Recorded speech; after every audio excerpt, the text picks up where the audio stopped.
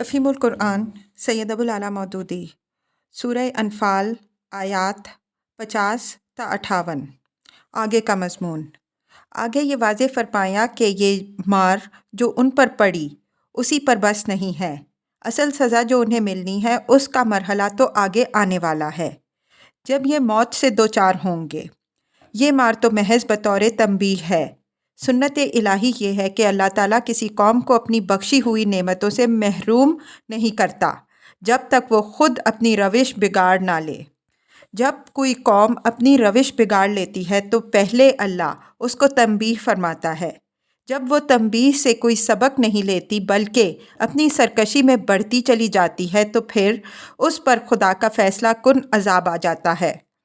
قوم فرعون کے ساتھ اللہ نے جو معاملہ کیا وہ ان کے لیے مثال ہے۔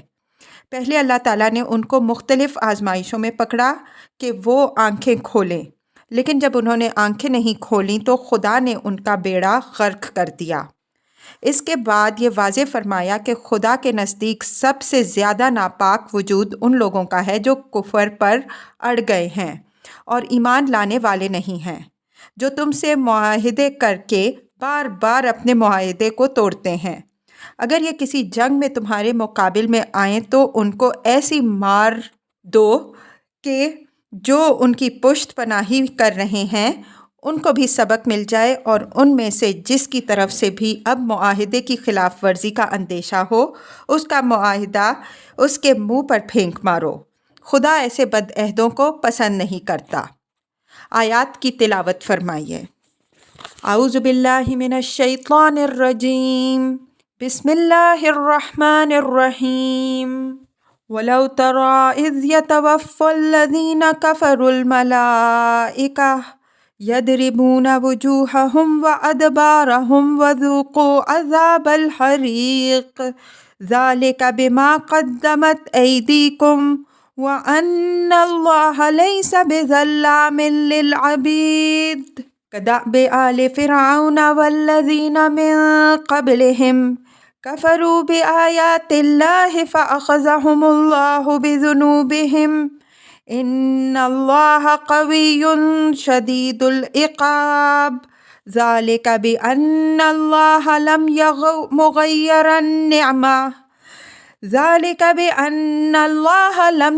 مُغَيِّرًا نِّعْمَةً أَنْعَمَهَا عَلَىٰ قَوْمٍ حَتَّىٰ يُغَيِّرُوا مَا بِأَنفُسِهِمْ وَأَنَّ اللَّهَ سَمِيعٌ عَلِيمٌ كَدَأْبِ آلِ فِرْعَوْنَ وَالَّذِينَ مِن قَبْلِهِمْ كَذَّبُوا بِآيَاتِ رَبِّهِمْ فَأَهْلَكْنَاهُم بِذُنُوبِهِمْ وَأَغْرَقْنَا آلَ فِرْعَوْنَ وَكُلٌّ كَانُوا ظَالِمِينَ إِنَّ شَرَّ الدَّوَابِّ عِندَ اللَّهِ الَّذِينَ كَفَرُوا فَهُمْ لَا يُؤْمِنُونَ الَّذِينَ عَاهَدتَّ مِنْهُمْ ثُمَّ يَنقُضُونَ عَهْدَهُمْ فِي كُلِّ مَرَّةٍ وَهُمْ لَا يَتَّقُونَ فَإِمَّا تَثْقَفَنَّهُمْ فِي الْحَرْبِ فَشَرِّدْ بِهِم مَّنْ خَلْفَهُمْ لَعَلَّهُمْ يَذَّكَّرُونَ وَإِمَّا تَخَافَنَّ مِن قَوْمٍ خِيَانَةً فَانبِذْ إِلَيْهِمْ عَلَىٰ سَوَاءٍ إِنَّ اللَّهَ لَا يُحِبُّ الْخَائِنِينَ۔ ترجمہ۔ اور اگر تم دیکھ پاتے جب فرشتے ان کفر کرنے والوں کی روحیں قبض کرتے ہیں، مارتے ہوئے ان کے چہروں اور ان کی پیٹھوں پر، اور یہ کہتے ہوئے کہ اب چکھو مزہ جلنے کے عذاب کا، یہ تمہارے اپنے ہی ہاتھوں کی کرتوت ہے، اور اللہ بندوں پر ذرا بھی ظلم کرنے والا نہیں۔ ان کے ساتھ وہی معاملہ ہوا جو قوم فرعون اور ان کے لوگوں کے ساتھ ہوا جو ان سے پہلے گزرے۔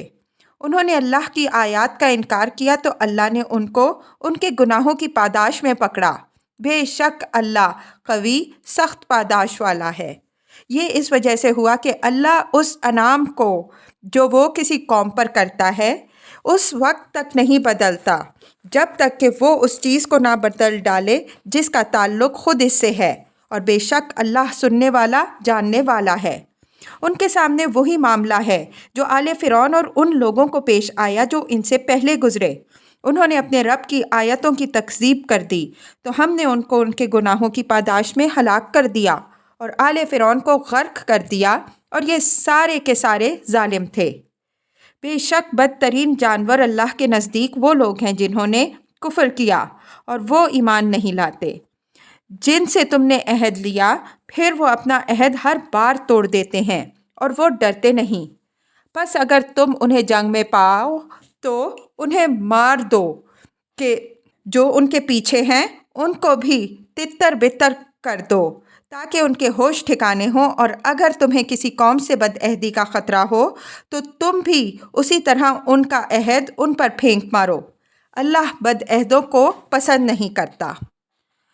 الفاظ کی تحقیق اور آیات کی وضاحت۔ وَلَوْ تَرَىٰ إِذْ يَتَوَفَّى الَّذِينَ كَفَرُوا الْمَلَائِكَةُ يَضْرِبُونَ وُجُوهَهُمْ وَأَدْبَارَهُمْ ذُوقُوا عَذَابَ الْحَرِيقِ ذَلِكَ بِمَا قَدَّمَتْ أَيْدِيكُمْ وَأَنَّ اللَّهَ لَيْسَ بِظَلَّامٍ لِّلْعَبِيدِ۔ وَلَوْ تَرَىٰ جواب شرط یہاں محذوف ہے، اور اس طرح کے مواقع میں جیسا کہ دوسرے مقام میں ہم ذکر کر چکے ہیں، جواب شرط کا محذوف ہونا ہی تقاضائے بلاغت ہوتا ہے۔ اس سے یہ بات آپ نکلتی ہے کہ جس منظر کے دیکھنے کا ذکر کیا جا رہا ہے اس کی ہولناکی ناقابل بیان ہے۔ لیس بظلام للعبید میں بھی عربی زبان کا ایک خاص اسلوب ہے۔ عربی میں مبالغہ پر جب نفی آتی ہے تو اس سے مبالغہ فی نفی کا مضمون پیدا ہوتا ہے، یعنی خدا بندوں پر ذرا بھی ظلم کرنے والا نہیں۔ امراء القیس نے لیسا بفعال اور لیسا بقتال کی قسم کی ترکیبیں استعمال کی ہیں، لیکن فلاں میں کچھ بھی کرنے کی صلاحیت نہیں، فلاں میں لڑنے کا ذرا بھی دم خم نہیں، بس باتوں کا غازی ہے، کردار کا غازی نہیں۔ مطلب یہ ہے کہ کفار کو بدر میں جو مار پڑی یہ کیا ہے؟ اصل مار تو وہ ہے جو فرشتوں کے ہاتھوں ان کی موت کے وقت ان کو پڑتی ہے۔ اگر کہیں اس کو دیکھ پاتے تو کچھ اندازہ ہوتا کہ ان کی کیا درگت بننے والی ہے۔ پھر اس کے بعد عذاب دوزخ کا مرحلہ ہے جس کا آج کوئی تصور بھی نہیں کیا جا سکتا۔ ذالک بما قدمت ایدیکم وان اللہ لیس بظلام للعبید، یعنی ان کے سامنے یہ انہی کے ہاتھوں کے کرتوت رکھے جائیں گے جو بس بھری فصل انہوں نے دنیا میں بوئی اور پروان چڑھائی اسی کا حاصل ان کے سامنے آئے گا۔ اللہ تعالیٰ ان کے ساتھ کوئی ظلم و ناانصافی نہیں کرے گا، وہ اپنے بندوں کے ساتھ رتی بھر ظلم کا بھی روادار نہیں۔ اس کا قانون اور عدل بے لاگ ہے، ہر شخص جو کرے گا وہی بھرے گا۔ کدأب آل فرعون والذین من قبلہم کفروا بآیات اللہ فأخذہم اللہ بذنوبہم ان اللہ قوی شدید العقاب ذالک بأن اللہ لم یک مغیرا نعمتا انعمها علی قوم حتی یغیروا ما بانفسہم وان اللہ سمیع علیم۔ کدأب آل فرعون والذین من قبلہم کذبوا بآیات ربہم فأہلکناہم بذنوبہم واغرقنا آل فرعون وکل کانوا ظالمین۔ کدأب آل فرعون میں آل پر دوسری جگہ ہم تفصیل سے بحث کر چکے ہیں کہ یہ صرف اولاد کے معنی میں نہیں آتا بلکہ اس کا اطلاق قوم اور اتباع کرنے والوں سب پر ہوتا ہے۔ اب یہ بتایا جا رہا ہے کہ قریش کو یہ افتاد جو پیش آئی ہے یہ اسی طرح کا معاملہ ہے جیسے کہ قوم فرعون اور اس سے پہلے کی قوموں کو پیش آیا کہ انہوں نے اللہ کی نعمتوں کی ناشکری کی، اس کی نشانیوں کی ناقدری اور اس کی آیات کا انکار کیا، تو اللہ نے ان کو ان کے گناہوں کی پاداش میں پکڑا، اس لیے کہ خدا قوی اور اپنے قانون پاداش عمل کے اجراد نفاذ میں بے لاگ ہے۔ قرینہ دلیل ہے کہ یہاں اخذہم اللہ بذنوبہم سے اس نوعیت کی پکڑ کی طرف اشارہ ہے جس میں اللہ تعالیٰ قوموں کو بطور تنبیہ مبتلا کرتا ہے۔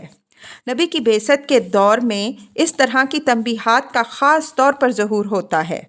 اس سنت الہی کی تفصیل کے لیے اعراف 94، انعام 42، بقرہ 155 ملاحظہ ہوں۔ مطلب یہ ہے کہ یہ افتاد جو قریش کو پیش آئی ہے اس سے مقصود ان کو جھنجھوڑنا اور جگانا ہے۔ یہ بات سنت الہی کے مطابق ظہور میں آئی ہے اور اس کی مثالیں پچھلی قوموں کی تاریخ میں بھی گزر چکی ہیں۔ اب دیکھنا یہ ہے کہ قریش اس سے فائدہ اٹھاتے ہیں یا اپنی پیشرو قوموں کی تقلید میں اللہ کی آیات اور نبی کی دعوت کی تکذیب پر اڑ جاتے ہیں۔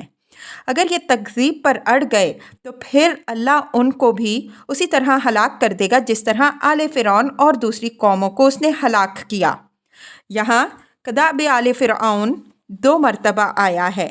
یہ تکرار نہیں ہے بلکہ دونوں جگہ 2 باتیں بتائی گئی ہیں۔ پہلے یہ بتایا کہ یہ اسی نوع کی تنبیہ ہے جس نوع کی تنبیہ فرعون اور دوسری قوموں کو کہی گئی۔ پھر یہ بتایا گیا کہ اگر اس تنبیہ سے انہوں نے فائدہ نہ اٹھایا تو بالآخر ان پر بھی اسی طرح کا فیصلہ کن عذاب آ جائے گا جس طرح ان قوموں پر آیا۔ ذالک بأن اللہ لم یک مغیرا نعمتا انعمہا علی قوم حتی یغیروا ما بانفسہم۔ یہ حکمت بیان ہوئی ہے اس بات کی کہ اللہ تعالیٰ نے یہ اہتمام کیوں فرمایا کہ قوموں کو تذکیر و تنبیہ ہوتی رہے۔ فرمایا کہ اللہ تعالیٰ جب کسی قوم پر انعام فرماتا ہے تو یوں ہی نہیں فرماتا بلکہ وہ انعام کچھ صفات اور کردار پر مبنی ہوتی ہیں۔ اسی طرح جب وہ کسی قوم کو اپنے اس انعام سے محروم کرتا ہے تو یوں ہی نہیں محروم کر دیتا بلکہ وہ یہ دیکھ کر کرتا ہے کہ قوم نے اپنے آپ کو ان صفات و اخلاق سے محروم کر لیا جن کی بنا پر وہ مستحق انعام ٹھہری تھیں۔ یہ چیز مقتضی ہوئی کہ جب کوئی انعام یافتہ قوم خرابیوں میں مبتلا ہو تو خدا تذکیر و تنبیہ کے ذریعے سے اس پر حجت تمام کر دے۔ اس تذکیر و تنبیہ سے اگر قوم بیدار ہو گئی تو اس کا استحقاق باقی رہتا ہے، اگر نہ بیدار ہوئی تو وہ اللہ کی نعمت سے اتمام حجت کے بعد محروم ہو جاتی ہے اور ساری ذمہ داری خود اسی پر ہوتی ہے، خدا سے ناانصافی نہیں ہوتی۔ یہ قریش کو تنبیہ ہے کہ ابھی موقع باقی ہے، اس سے فائدہ اٹھا لو۔ خدا نے تم پر جو انعام فرمایا ہے وہ تم سے زبردستی نہیں چھیننا چاہتا بلکہ تمہارے عقائد و اعمال کے بگاڑنے اس کے اسباب پیدا کیے ہیں۔ تم اپنے آپ کو بدل کر اور اصلاح کر کے اپنے استحقاق کو بحال کر سکتے ہو۔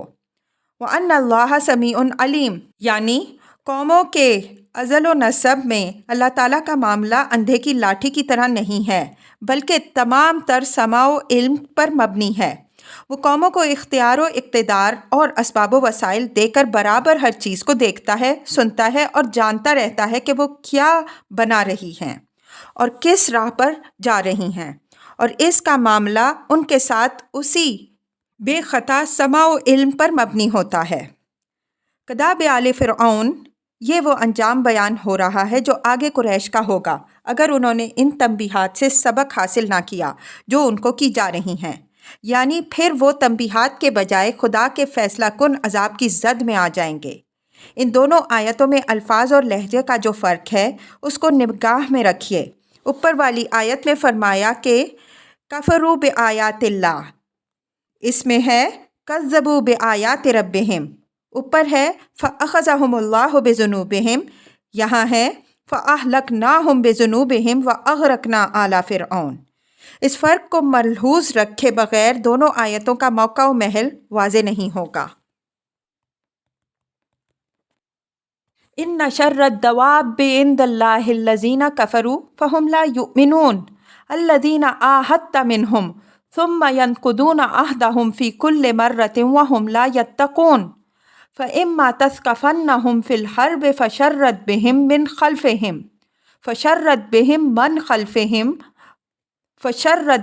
من خلفہم لعلہم یذکرون وإما تخافن من قوم خیانۃ فانبذ الیہم علی سواء ان اللہ لا یحب الخائنین۔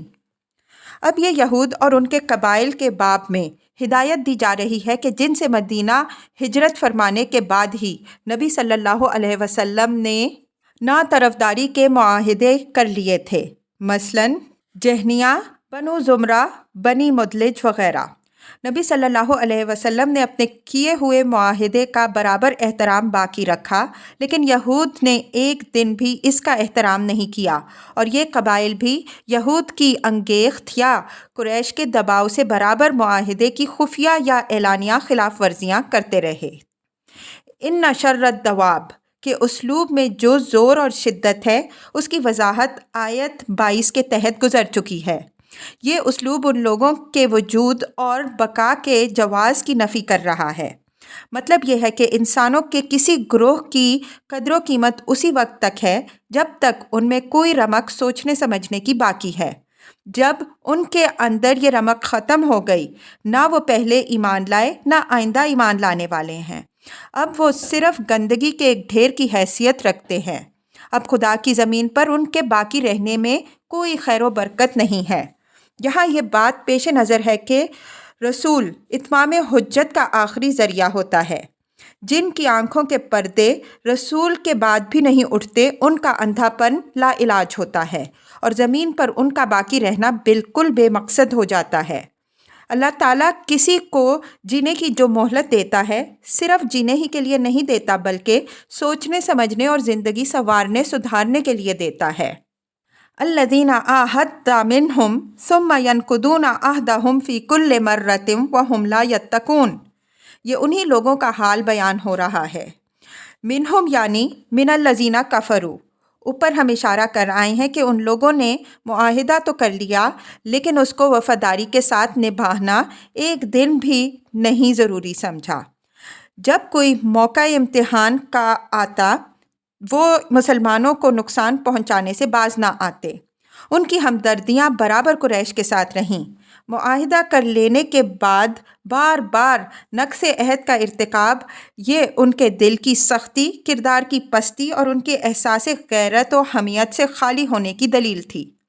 فی کل مرہ سے مطلب یہ ہے کہ جس طرح کے حالات کے لیے معاہدہ وجود میں آیا تھا، اس طرح کی کوئی آزمائش جب کبھی پیش آتی تو یہ معاہدہ کا احترام نہ کرتے بلکہ اس کی خلاف ورزی کر گزرتے۔ لا یتقون سے یہاں مطلب یہ ہے کہ نقض عہد اور اس کے نتائج سے نہیں بچتے، حالانکہ عہد کی پاسداری اور حرمت دنیا کے معروف میں بھی مسلم ہے اور اللہ کے ہاں بھی اس کی پرسش ہونی ہے۔ فَإِمَّا تَثْقَفَنَّهُمْ فِي الْحَرْبِ فَشَرِّدْ بِهِمْ مَنْ خَلْفِهِمْ لَعَلَّهُمْ يَذَّكَّرُونَ۔ ثقفہ کے معنی پا لینے کے ہیں اور تشرید کے معنی پراگاندہ کرنے، تتر بتر کر دینے کے ہیں۔ مطلب یہ ہے کہ ابھی تو یہ جو کچھ کر رہے ہیں پردے میں کر رہے ہیں، ان میں سے کوئی سامنے آنے کی جرت نہیں کر رہا۔ اگر ان میں سے کوئی گروہ سامنے آنے کی جرت کرے اور جنگ کے میدان میں تمہیں مل جائے تو انہیں ایسی مار مارو کہ ان کے بھی پر خچے اڑ جائیں اور جو ان کے پیچھے بیٹھے ہوئے پر تول رہے ہیں ان کے پر و بال بھی جھڑ جائیں۔ لعلہم یذکرون یعنی ان کا انجام دیکھ کر ان کو سبق حاصل ہو کہ اگر انہوں نے بھی یہی حرکت کی تو ان کا بھی یہی انجام ہونا ہے۔ فَإِمَّا تَخَافَنَّ مِنْ قَوْمٍ خَيَانَةً فَانبِذْ إِلَيْهِمْ عَلَى سَوَاءٍ، یہ مذکورہ قسم کے تمام معاہدوں سے متعلق عام ہدایت دے دی کہ ان کی ذمہ داری تم پر یک طرفہ نہیں ہے، صرف اسی صورت میں ہے جب دوسرا فریق بھی ان کا احترام کرے۔ اگر وہ احترام نہیں کرتا تو تم بھی اس معاہدے کو ان کے منہ پر پھینک مارو۔ علی سوا کا مفہوم یہ ہے کہ انہی کے برابر کا اقدام تم بھی کرنے کے مجاز ہو۔ اس سے یہ بات نکلتی ہے کہ اینٹ کا جواب پتھر سے نہیں دینا چاہیے بلکہ جواب ہم وزن ہونا چاہیے۔ بعض لوگوں نے اس سے یہ لازم قرار دیا کہ ختم معاہدہ کی اطلاع فریق ثانی کو دے دینی چاہیے۔ ان کی اس بات کی کوئی دلیل ان الفاظ میں مجھے نظر نہیں آتی، البتہ یہ بات مستنبط ہوتی ہے کہ محض فرضی اندیشہ کسی معاہدے کو کالعدم قرار دینے کے لیے کافی نہیں بلکہ عملاً اس کی خلاف ورزی کا اظہار ہوا ہو۔ اول تو یہاں تخافن کا جو فعل استعمال ہوا ہے اس میں خود تاکید ہے، دوسرے اعلیٰ سوا ان کی قید بھی ان کو نمایاں کر رہی ہے۔ ان اللہ لا یحب الخائنین، یہ اظہار برات کا کلمہ ہے، یعنی اللہ تعالیٰ کا ایسے بد عہدوں سے کوئی تعلق نہیں ہے، اور جب اللہ کا ان سے کوئی تعلق نہیں ہے تو اہل ایمان کوئی تعلق ایسے لوگوں سے کیسے رکھ سکتے ہیں؟ اس میں یہ اشارہ بھی ہے کہ اہل ایمان ان سے نبھائیں تو گویا وہ ان سے نبھائیں گے جن سے خدا کو نفرت ہے۔